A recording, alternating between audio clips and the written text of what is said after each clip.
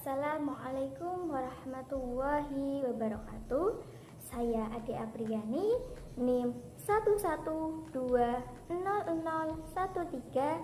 dari kelas Sejarah Peradilan Islam A, Hukum Keluarga Islam, dengan dosen pengampu Ibu Uswatun Hasanah MSI.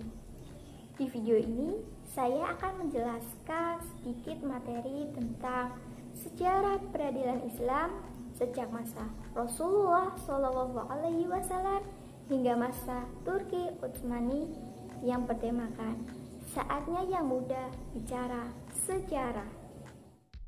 Peradilan Islam yang akan saya singgung itu ada 5, yaitu yang pertama, peradilan masa Rasulullah SAW. Yang kedua, peradilan masa Khulafa ar-Rasyidin. Yang ketiga, peradilan masa Bani Umayyah. Yang keempat, peradilan masa Bani Abbasiyah. Dan yang terakhir, masa Turki Utsmani. Baik, yang pertama, peradilan masa Rasulullah SAW, yang mana penetapan hukum terjadi selama 22 tahun 2 bulan 22 hari dan dibagi menjadi 2 fase, yaitu fase pertama fase Makkiyah dan yang kedua fase Madaniyah. Fase Makkiyah terjadi selama 13 tahun, yaitu masa kerasulan sampai hijrah, di mana umat Islam masih terisolir, sedikit kuantitas dan kapasitasnya masih lemah, hanya fokus penanaman tauhid dan meninggalkan penyembahan berhala. Dan di sini juga belum ada kesempatan untuk membentuk perundang-undangan tata pemerintahan. Surat Makkiyah tidak terdapat ayat-ayat hukum atau amalia, hanya membahas persoalan doktrin teologi dan akidah. Yang kedua, fase Madaniyah yang terjadi selama hijrah sampai wafat, di mana di sini umat Islam sudah kuat, kuantitasnya sudah banyak dan memiliki tata pemerintahan, sehingga perlu adanya tasyri, pembentukan hukum. Di Madinah juga sudah disyariatkan hukum pernikahan, perceraian, hutang piutang, warisan, kepidanaan, dan lain-lain. Surat Madaniyah banyak memuat tentang ayat hukum. Lalu peran Rasulullah SAW itu ada 3, yaitu legislatif, eksekutif, dan yudikatif, di mana pada fase Madaniyah ini sudah dikeluarkan piagam Madinah dan kitab pedomannya itu Al-Quran dan ijtihad Rasul. Dengan proses peradilan itu berlangsung sangat sederhana, lebih bersifat fatwa, yaitu dengan model tanya jawab. Namun di sini terkesan tidak formal, tetapi sudah memenuhi rukun-rukun qadha, yaitu ada hakim, hukum, al-mahkum bih, al-mahkum alailah, dan al-mahkum lah. Putusan Rasulullah SAW mengandung nilai kebenaran sehingga dihormati oleh semua pihak. Lalu pengawasannya dilakukan oleh Rasulullah SAW dan wahyu Allah. Yang kedua, peradilan masa Khulafa ar-Rasyidin, yaitu kelanjutan dari peradilan masa Rasulullah SAW yang dibagi menjadi 4 khalifah, yaitu Abu Bakar Asy-Syiddiq, Umar bin Khattab, Utsman bin Affan, dan Ali bin Abi Thalib. Yang pertama, Abu Bakar Asy-Syiddiq yang terjadi selama 2 tahun dan peradilannya itu relatif sama dengan peradilan masa Rasulullah SAW, sehingga sedikit perkara yang muncul. Yang kedua itu Umar bin Khattab, dan di sini itu kekuasaan Islam itu meluas sehingga tugas pemerintahan itu beragam. Lalu hakim memutuskan perkara dengan merujuk Al-Quran dan Sunnah. Jika keduanya itu tidak ada, mereka bertanya kepada fuqaha mujahidin atau dengan ijtihad kolektif. Lalu terdapat surat yang memuat petunjuk untuk qadhi, dikenal dengan Risalatul Qadha Umar bin Khattab, yang merupakan prinsip penyelenggaraan peradilan. Umar bin Khattab juga disebut sebagai peletak dasar dustur atau piranti lunak peradilan. Yang ketiga, Utsman bin Affan, di mana khalifah ini mengikuti khalifah sebelumnya dalam pemilihan qadhi dan bersandar pada Al-Quran dan Sunnah. Dan Utsman bin Affan ini mengangkat naib qadhi untuk membantu tugas hakim, yang mana Utsman bin Affan memiliki kelemahan hanya melanjutkan sistem peradilan sebelumnya. Terdapat nepotisme yang tidak segera ditumpas secara tegas. Yang terakhir, Ali bin Abi Thalib. Ini juga mengikuti langkah khalifah sebelumnya, dan beliau ini selalu berpesan kepada qadhi untuk menjalankan tugasnya berdasarkan keadilan dan kasih sayang terhadap masyarakat. Dan Ali juga memberikan petunjuk pengangkatan hakim, yaitu orang yang dipandang utama, bukan berpenghidupan sempit, harus wibawa, tidak tamak, berilmu luas, otak cerdas, dan daya kerja manusia. Jadi, peradilan masa Khulafaur Rasyidin tidak jauh berbeda dengan peradilan masa Rasulullah SAW, karena hanya melanjutkan, sehingga dapat disimpulkan bahwa proses peradilannya masih sederhana, bersifat fatwa atau tanya jawab, dan tempatnya itu di rumah hakim dan masjid, dan juga belum dikenal panitera yang mendampingi qadhi untuk mencatat berita acara atau membukukan setiap perkara yang diselesaikan. Baik, yang ketiga, peradilan masa Bani Umayyah. Namun sebelumnya saya akan menjelaskan sedikit berdirinya dinasti Umayyah ini, yaitu Muawiyah bin Abi Sufyan, gubernur Suriah, menolak membaiat Ali bin Abi Thalib sebagai khalifah dan justru menuntut Ali untuk bertanggung jawab atas kematian Utsman bin Affan. Cikal bakal berdirinya dinasti Umayyah diawali bughod, yaitu pertama dalam sejarah Islam yang dilakukan oleh Muawiyah terhadap pemerintahan Ali dan dibaiat oleh pengikutnya sebagai khalifah, yang terjadi di Ilyah, Yerusalem. Dan sebenarnya itu mereka mendirikan negara dalam negara. Artinya gini, karena sebenarnya negara Islam masa itu resmi di bawah pemerintahan atau kepemimpinan Ali bin Abi Thalib.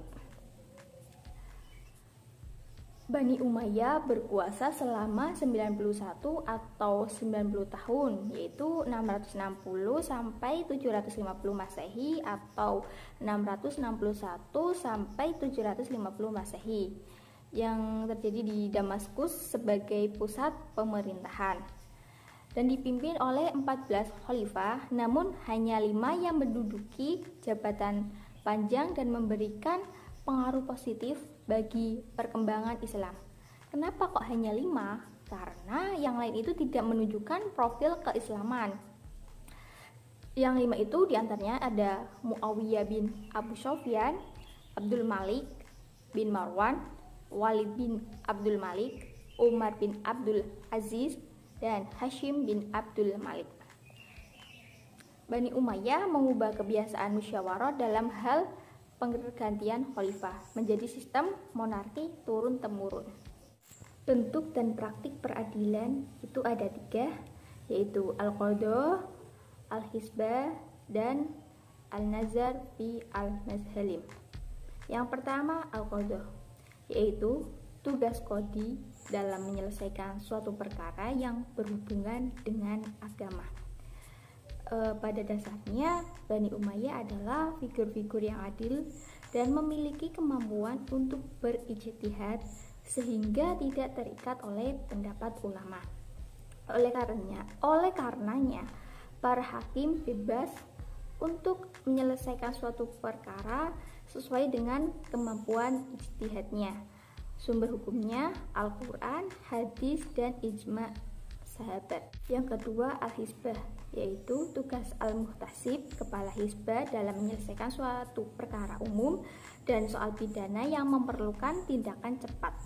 lembaga keagamaan yang merupakan peradilan moral yang mengawasi dan memeriksa pelanggaran yang dilakukan masyarakat, meliputi pelanggaran yang ringan dan tidak perlu proses peradilan, dan berfungsi menegakkan misi amar ma'ruf nahi mungkar. Yang ketiga, al-nazar fi al-mazhalim, yaitu mahkamah tinggi atau mahkamah banding yang mengadili para hakim dan pembesar negara yang berbuat salah, dan mengawasi dan memeriksa pelanggaran yang dilakukan penguasa dan keluarganya, dan merupakan al-nazar fi al-mazalim, lembaga tinggi dari pengadilan biasa yang dipelopori oleh Khalifah Abdul Malik bin Marwan dan dilanjutkan oleh Umar bin Abdul Aziz, di mana Umar bin Abdul Aziz adalah salah satunya khalifah yang terjun langsung dalam praktik peradilan.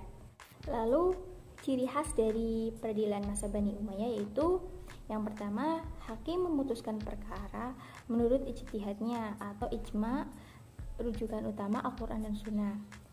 Lalu lembaga peradilan belum dipengaruhi penguasa, tidak dipengaruhi kepentingan politik.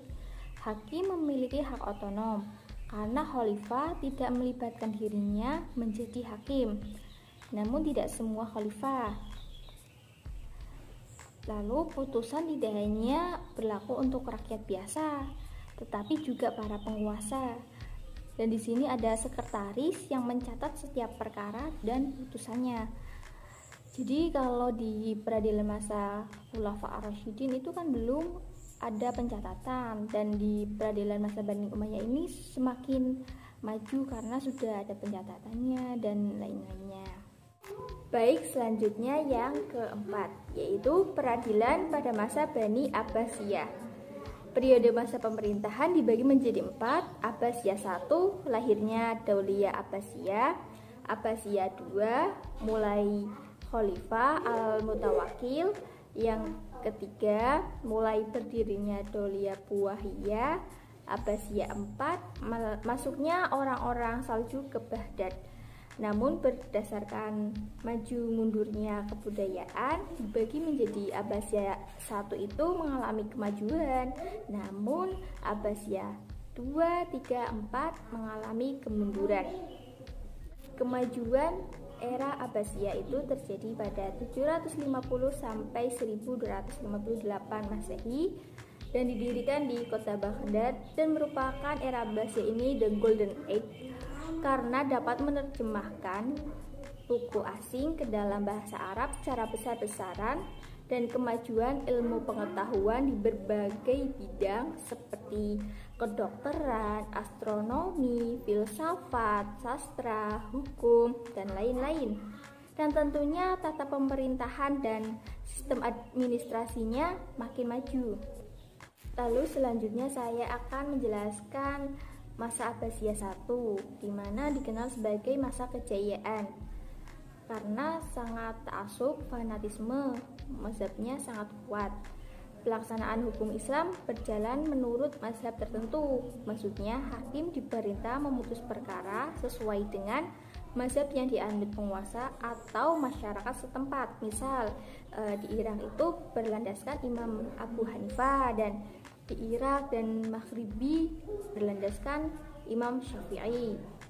Artinya tuh apabila yang perkara tidak menganut mazhab hakim, maka hakim menyerahkan putusan perkara kepada mazhab lainnya. Dan jika yang berselisih tidak bermazhab menurut mazhab yang ada di tempat itu, maka ia harus meninggalkan mazhabnya dan perkaranya itu disesuaikan dengan berdasarkan tempat itu. Pembagian hakim masa Abbasiyah 1 dibagi menjadi 2 kelompok. Yang pertama, hakim umum dan absolut yang bertugas sebagai memutuskan kasus dan menjadi wali anak yatim, orang sakit mental, dan anak kecil. Yang kedua, hakim khusus dan terbatas, yaitu memiliki kekuasaan terbatas sesuai piagam penunjukan khalifah, wazir, atau gubernur. Baik, selanjutnya pada masa Abbasiyah 2, di mana saya sudah menjelaskan bahwa masa kemunduran Abbasiyah yaitu pada periode 2, 3, dan 4. pada masa Abbasiyah II itu sistem pemerintahannya sudah sangat rusak, hilangnya semangat ijtihad, di mana masyarakatnya itu memiliki penyakit al-wahan, yaitu cinta pada dunia, sehingga orang yang ditunjuk untuk menjadi hakim itu setiap tahunnya harus membayar kepada pemerintah. Jadi dapat disimpulkan ya, di masa Bani Abbasiyah ini terjadi kemunduran dan akhirnya pun dibubarkan. Baik, yang terakhir yaitu peradilan pada masa Turki Utsmani. Masa kekuasaannya kurang lebih 6 abad, dan pada mulanya Turki Utsmani tidak menganut salah satu mazhab, lalu kemudian menganut satu mazhab yaitu Abu Hanifah sebagai mazhab resmi. Dan secara garis besar hukum pada masa Turki Utsmani dibagi menjadi 2 era, yaitu masa sebelum Tanzimat dan pasca Tanzimat. Yang pertama, masa sebelum Tanzimat, yaitu mengeluarkan bentuk peradilan yang dibagi menjadi 4. Yang pertama, mahkamah biasa, terus mahkamah banding, mahkamah tinggi, dan yang terakhir mahkamah agung. Jadi pelaksanaan peradilan tidak maksimal karena intervensi pemerintah sangat kuat. Bahkan sistem peradilan dikuasai oleh pejabat pemerintah, sehingga belum tampak pemisahan antara urusan agama dan pemerintahan. Lalu masa Tanzimat, yaitu masa pembaruan peraturan dan perundang-undangan, di mana dibentuknya Mahkamah Al-Nizamiyah yang terdiri atas Qadha Al-Madani dan Qadha Syar'i, yaitu pemisahan agama dan dunia. Lalu ada tokoh-tokoh dalam gerakan Tanzimat, yaitu Mustafa Rashid Pasha, Mustafa Sani, Mahmud Sadiq Rifat Pasha, dan yang terakhir Ali Pasha. Lalu apa sih yang menjadi latar belakang terjadinya masa Tanzimat ini? Yang pertama, Eropa mendesak kerajaan Turki Utsmani untuk mengayomi kaum Sunni. Yang kedua, pemberlakuan hukum fiqh di wilayah Utsmani dengan hukuman mati jika murtad. Gerakan Tanzimat berakhir dengan wafatnya Ali Pasha tahun 1871. Setelah gerakan Tanzimat, muncul beberapa gerakan yang dapat dikategorikan pada 3 masa, yaitu Utsmani Muda, Turki Muda, dan Mustafa Kemal. Lalu ada pasca Tanzimat, di mana di akhir pemerintahan Turki Utsmani persoalan peradilan semakin pelik. Sumber hukum yang dipegang tidak hanya terbatas pada syariat Islam, tetapi diambil dari hukum Barat Eropa, yang diakibatkan adanya penetrasi masuknya Eropa terhadap dunia Islam, sehingga memunculkan sumber hukum yang saling berbeda pula. Jadi pada masa Turki Utsmani ini itu berbeda konteks dengan masa Bani Abbasiyah karena berbeda wilayah juga. Jadi ini bukan kelanjutan dari peradilan pada masa Bani Abbasiyah. Mungkin cukup sekian dari saya. Apabila ada kesalahan dan kekurangan, mohon dimaafkan. Terima kasih. Wassalamualaikum warahmatullahi wabarakatuh.